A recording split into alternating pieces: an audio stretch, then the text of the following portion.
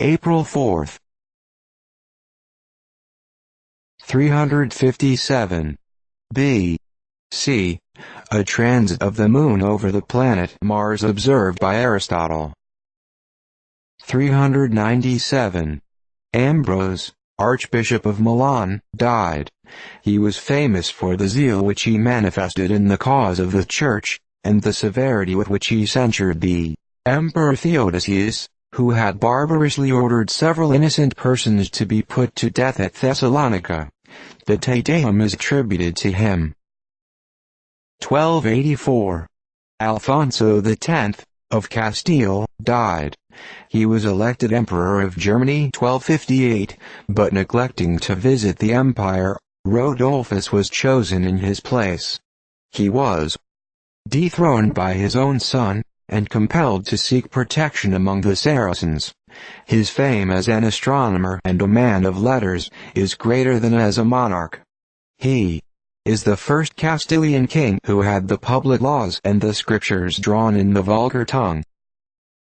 1581. Drake, the navigator, was knighted on board his famous ship, the Pelican, at Deptford. 1588. Frederick II, of Denmark, died. He was a liberal and enlightened ruler, who enlarged the happiness of his people and patronized learning. The astronomer Tycho Brahe, particularly, was indebted to him for munificent protection and advancement. 1589. Lady Burleigh, eldest daughter of Sir Anthony Cook, and a highly distinguished literary character, died, aged 63. This age was prolific of literary women.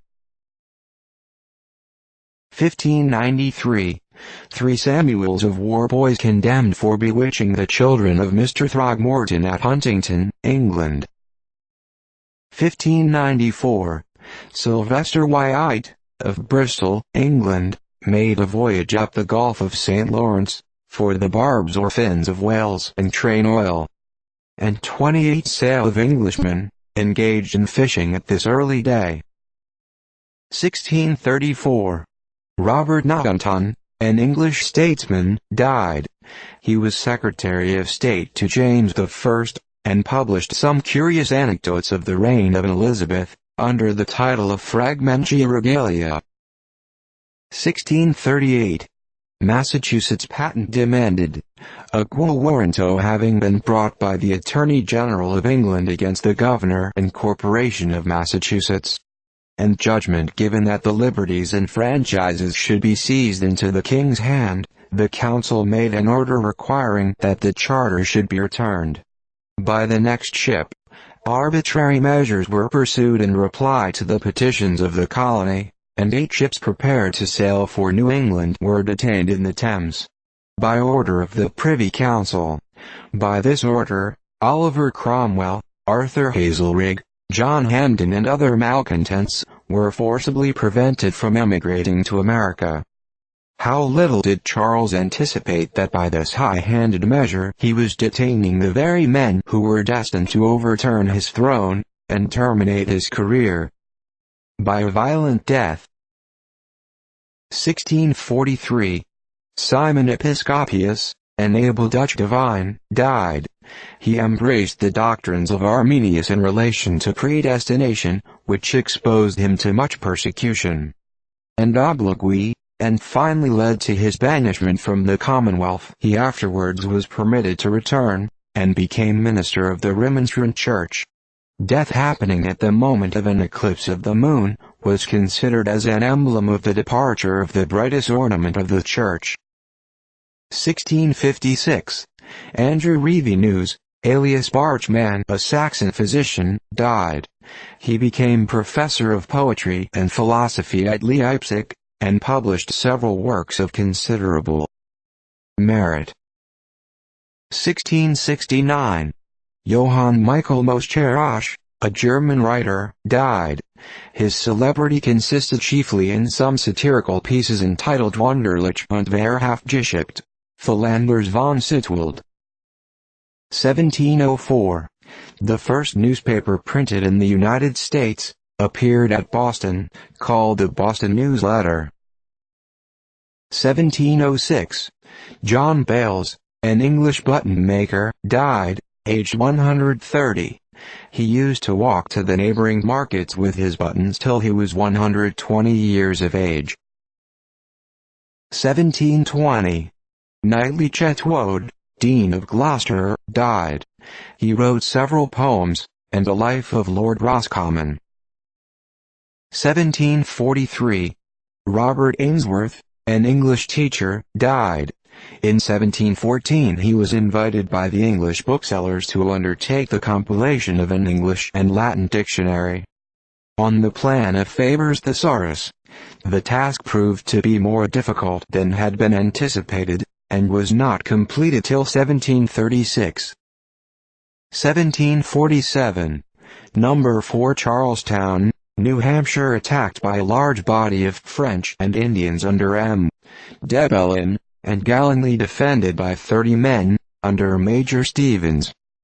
The enemy kept up a brisk assault night and day, when, on the third day, being in a starving condition, and finding it impracticable to force or persuade a surrender, they retired and were seen no more. This was considered one of the most chivalrous feats of the time. 1764. Michael Lomonosov, a Russian poet, died. From the occupation of a fishmonger he rose to be the father of Russian poetry, and a philosopher of no mean pretensions. He published a history of the Russian sovereigns, and an ancient history of Russia, from the origin of the nation.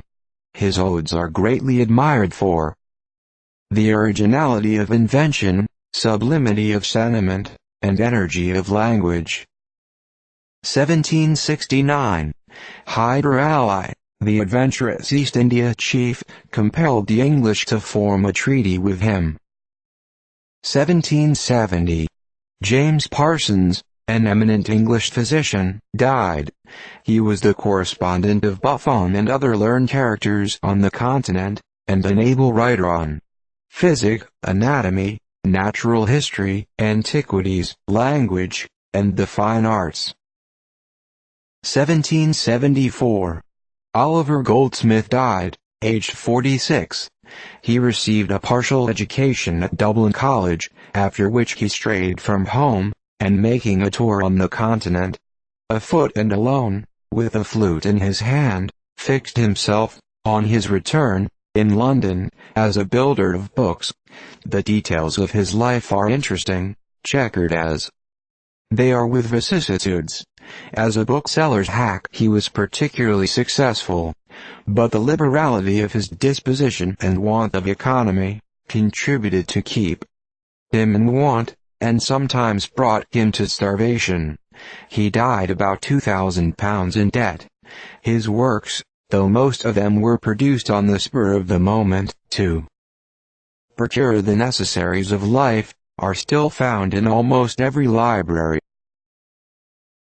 1777. John Swinton, an English antiquary, died. His literary productions, which are numerous, appeared originally in the Philosophical Transactions, and relate, principally to antiquities. 1786. Columbia County, in the state of New York, erected. 1793. General Dumouriez, accompanied by General Valens and young eagle-eyed Louis Philippe, afterwards King of France, narrowly escaped to the Austrians. 1794. Battle of Rocklice, Poland, between the Russians and 4,000 Poles under Kosciuszko, mostly armed with scythes. The battle lasted 5 hours, and ended in the defeat of the Russians, who left 3,000 killed on the spot. 1795.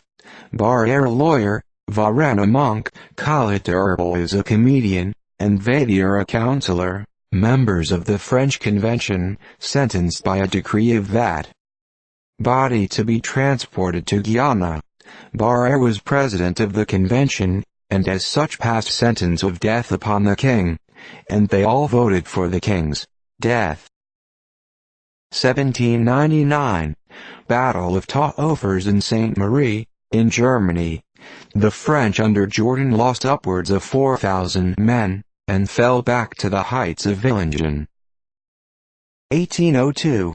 Lloyd Kenyon, an English judge, died. He filled the offices entrusted to him with distinguished integrity, and to him England is indebted for much of that reform which has been introduced into the practice of the law. 1807. Joseph Jerome Lafrançais de Lalande died at Paris, aged 70. He received a minute religious education, and displayed his abilities while quite young by his sermons and mystical romances. His attention was first drawn to astronomy by the remarkable comet of 1744, and he pursued the study with so great success that he was sent to Berlin by the Academy at the age of 19, to make some observations on the moon's parallax, when Frederick the Great could not conceal his astonishment at the phenomenon of so young an astronomer. He became editor of the Connaissance des Temps, published several works on astronomy, and wrote all the astronomical articles for the great encyclopedia. In 1778 he published a folio volume on canals, containing the general history of all the ancient canals which had been previously undertaken, accomplished and even projected. Although a skeptic, he is said to have been religious, in his own way. 1809. The legislature of Pennsylvania passed a law directing the poor to be sent to the most convenient school and their tuition paid. 1812. Congress passed an embargo law for 90 days.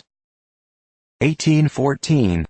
Bonaparte, having received the opinions of his marshals, abdicates the imperial throne in favor of his son, only to be succeeded the next day by a relinquishment in favor of his heirs also. 1815. Hostilities between France and the Allied powers ceased. Alexander I, in the name of the Allies, recommended Bonaparte to choose a place of retreat for himself and his family. 1817. Andrew Massena, Prince of Essling, one of the ablest of Bonaparte's field marshals, died. He commanded-in-chief in the memorable campaign in Switzerland. When at the Battle of Zurich he had to contend against the Archduke Charles and Prince Uwaroff. Yet the fruits of this campaign were 70,000 prisoners. He ended his military career in 1810, by the command of the Army of Portugal, where he was defeated by Wellington. 1831. Isaiah Thomas, a distinguished American printer, died. He was born in Boston, 1749, served an apprenticeship of 11 years, and commenced business at a very early age at Newburyport. In 1770 he printed the Massachusetts Spy at Boston, where he annoyed the provincial officers by the boldness and freedom of his articles on the difficulties that agitated the country. He was also one of the most active and dexterous of the skirmishers on the plains of Lexington. A few days after that affair he removed his paper to Worcester, and gradually established presses and bookstores in different parts of the Union, to the number of 24. So that he nearly supplied the entire country with books. His Bibles, school books and almanacs, were in great repute for a long time. He was the founder of the American Antiquarian Society, and author of the History of Printing in America, a valuable work to the profession and the antiquary. 1841. William Henry Harrison, President of the United States, died at Washington, aged 69. He was a distinguished patriot of the Revolution, one of the signers of the Declaration of Independence, Governor of Virginia, and long a leader of the United States armies in the severe contests with the British and Indians. 1855. The Baltic Fleet, fitted out by the French and British governments to act against the northern ports of Russia, sailed from Portsmouth.